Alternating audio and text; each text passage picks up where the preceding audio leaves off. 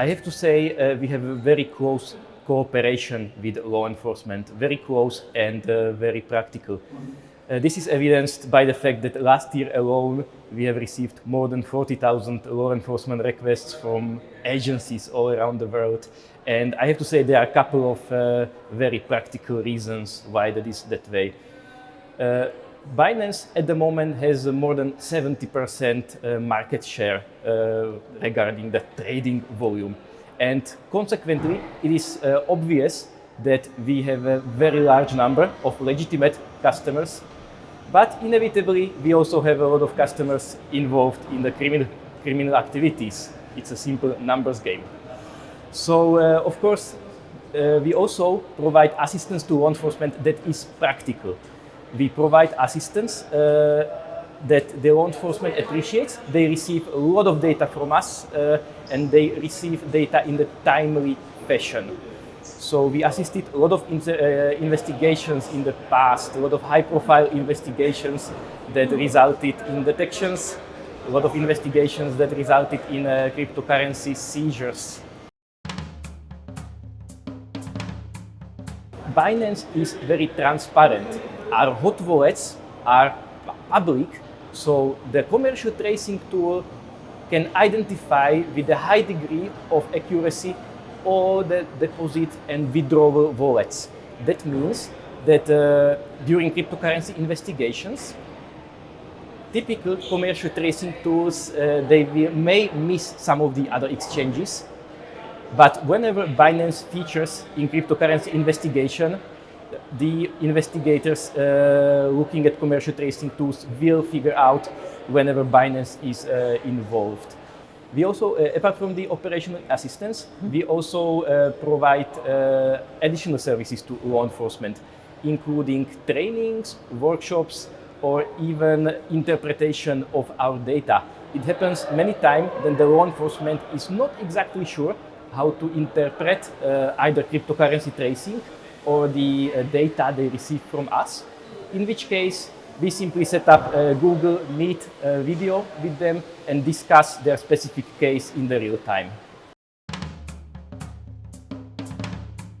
As an exchange, we would be using the same technology that law enforcement is using to investigate crimes. So we would be using the state-of-the-art tracing tools from companies like Chainalysis, TRM, Elliptic, CipherTrace. So basically what the leaders in the industry, law enforcement and regulators are using, we have access to those tools. And having access to multiple tools is actually quite important because each of the tools can have a different clusterization of addresses. Each of the tools have a different attribution. So by using several different tools, we are able to put a comprehensive picture of the investigation together. Looking back at the kind of inceptions of cryptocurrency tracing back in 2012-13, everything that law enforcement had access to was basically the same like general public had access to. We only had access to general blockchain explorers, which means that we could see which address was sending funds, which address was receiving funds, the amount of funds, the date when transaction happened, but we did not have access to the most important thing, and that is attribution. We simply did not know who are the parties behind Bitcoin addresses. And of course, without the attribution, investigation is extremely difficult. So the first commercial tracing tools appeared at the end of 2014 and 15, and that was a huge boost for law enforcement because all of a sudden we could have identified the largest centralized entities who were receiving deposits from parties involved in criminal activities, and all of a sudden we were able to identify people who were previously untraceable. And of course, as the time goes on, the investigation tools are getting better. And what is also important to say, the data that are recorded in the blockchain are recorded in the blockchain forever. So we have the same amount of information about transaction that happened yesterday as we have about the transaction that happened 10 years ago. So it may very well happen, and it happens quite often, that we are working on the case which we simply cannot solve using today's tools and today's identification. But if we take a look at this case in 6 months' time, the tool attribution actually improves.